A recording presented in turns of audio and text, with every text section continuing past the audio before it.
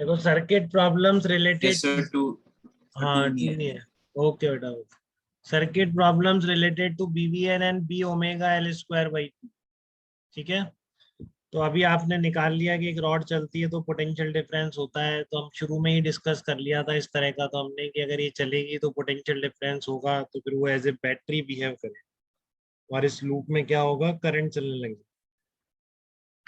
ठीक है, तो वही है बस। अब इसने क्या करा है कि इस रॉड को वी नॉट स्पीड से प्रोजेक्ट कर दिया बेटा। ये स्मूथ है, फ्रिक्शन विक्शन नहीं है, ठीक है।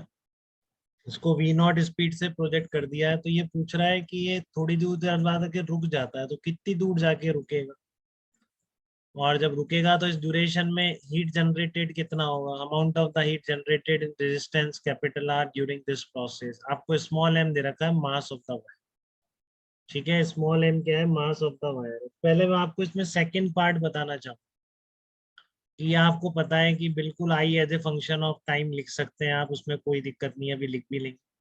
बट उस सबकी जरूरत नहीं है आपका हीट प्रोड्यूस निकालने के लिए, क्योंकि देखो ये इलेक्ट्रिकल सर्किट है। इलेक्ट्रिकल सर्किट में आपको बताया गया बैटरी का work, external work equals to delta H plus delta U plus delta K. तो इसमें कोई कैपेसिटर जैसा डिवाइस तो है नहीं, तो डेल्टा यू ऐसे ही गायब हो बच गए, डेल्टा एच प्लस डेल्टा के। बैटरी है नहीं, और एक्सटर्नल फोर्स क्या लग रहा है आपका, मैग्नेटिक फोर्स। तो यहाँ की जो बैटरी है आपको पता है उसका नेट वर्क डन जीरो, ठीक है। उस बैटरी का नेट वर्क डन क्या होता है, जीरो होता है। तो कोई इसमें वर्क डन ही नहीं किसी भी फोर्स का, ठीक है। इलेक्ट्रिक फील्ड तो क्लोज लूप में वैसे ही जीरो हो जाता है उसका वर्क, ठीक है ना। तो जो बैटरी करती थी इलेक्ट्रिकल सर्किट में, वैसी बैटरी यहाँ चला रही है करंट, बट वो कोई वर्क नहीं कर रही क्योंकि वो मैग्नेटिक फोर्स है। हम ऑलरेडी प्रूफ कर चुके हैं कि उसका नेट वर्क डन जीरो है, ठीक है। तो एनर्जी इक्वेशन क्या बनी इस सर्किट के लिए, work done by battery plus external, ठीक है ना, सब जीरो है। तो डेल्टा है जितनी हीट प्रोड्यूस होगी किसके बराबर होगी, चेंज इन काइनेटिक है। यहाँ पर काइनेटिक एनर्जी चेंज हो रही है कैलरी, बी नॉट से क्या हो जा रही है, जीरो हो जा रही है, फाइनल माइनस इनिशियल। तो सारी की सारी काइनेटिक एनर्जी कहाँ जाती है, वो हीट में ही प्रोड्यूस होती है। और क्या बात आई क्या आपको समझ में? इसको मैं integration I square R D T से भी कर सकता हूँ, I as a function of T निकाल के, बट आंसर यही आएगा उसका। ये पहले से पता है क्योंकि कोई वर्क ही नहीं है, मैग्नेटिक फोर्स वर्क नहीं करता, केवल इस वजह से ऐसा होगा, ठीक है। कि आपने इसको वी नॉट स्पीड से फेंका, थोड़ी दूर जाके रुक गई। तो सर्किट की इक्वेशन क्या है, एक्सटर्नल वर्क प्लस बैटरी का work delta H delta U delta के। हमने पढ़ा था जब हम insertion of dielectric in capacitor पढ़ रहे थे, फोर्स निकाला था ना हमने डाइलेक्ट्रिक में, कितने फोर्स से कैपेसिटर डाइलेक्ट्रिक को अंदर पुल करता है। याद है किसी को एक्सप्रेशन याद है कितना था उसका फोर्स का, बताओ। एफसाइल, हाँ, epsilon naught B V square K minus, epsilon naught square K minus 1 हाँ, upon two upon D. 2D। हाँ यस। शायद यही था, एक बार और चेक कर लेना। लेकिन ये याद होना चाहिए बेटा, आप लोगों को एग्जाम देना, मुझे नहीं देना, तो आप सबको तो याद होना चाहिए था, मैंने भूला था। और वो कब है, जब बैटरी लगा के आप डाइलेक्ट्रिक इंसर्ट करो, ठीक है ना। यस फिर सर। यहाँ पे वैसी इक्वेशन बनाई है सर्किट के लिए, करंट चली रही है, तो यहाँ पे बट बेटा कोई कोई वर्क ही नहीं है यहाँ पे, तो इसलिए ये चीज जीरो हो गई। तो डेल्टा एच डायरेक्ट डेल्टा के बराबर आ गया। तो आप देख रहे हैं डेल्टा एच कितना होगा, half M B naught square heat produce होगा, ठीक है। अब फर्स्ट पार्ट करते हैं, distance covered by the rod until it comes to rest. तो रुक क्यों रहा है वायर, रुक क्यों रहा है, ये बताइए मुझे, वायर रुक क्यों रहा है? क्योंकि क्या हुआ, ये बैटरी बन गई ना, तो इसमें करंट चलने लग गया, करंट चल रहा है, ठीक है। मैग्नेटिक और देखो आप, इस करंट चल रहा है, इस वायर में मैग्नेटिक फील्ड है अंदर की तरफ, तो इस डायरेक्शन में आई एल क्रॉस भी नहीं लगेगा क्या, बताइए। जब इसमें यस सर। करंट चलने लग जाएगा तो इस पर आई एल क्रॉस भी नहीं लगेगा। इससे पहले हम सब भी बात करते थे कि हम बोलते थे ना कि वी स्पीड मेंटेन कर रहे हैं, तो एक्सटर्नल फोर्स नहीं लगाओगे तो यही होगा, रुक जाएगा थोड़ी दूर जाके, करंट वरेंट सब खत्म, फ्लक्स चेंज खत्म, बस रुका रह जाएगा, ठीक है ना। क्योंकि रुकते ही इसके क्या होगा, बैटरी भी खत्म हो जाएगी। बैटरी चलने से ही तो है, बीवीएल है, वी जीरो, तो बैटरी खत्म, करंट खत्म, फोर्स खत्म, बस सब खत्म, नहीं रुका रह जाए। तो कितनी दूर जाके रुकेगा वही पूछ रहा है। क्लियर है बेटा एकदम, क्यों रुकेगा, इस आई एल बी की वजह से, ठीक है।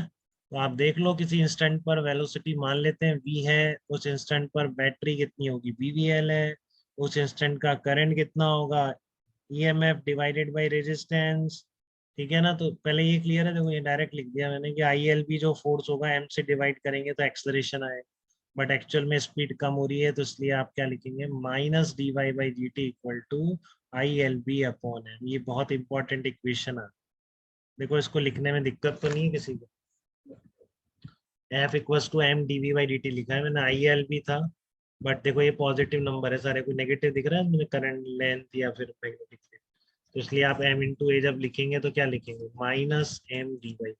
ये F equals to M A लिखा है, तो एम को इधर ले जाओ, क्या आ गया, I L B upon M is equal to minus D V by D T आ गया।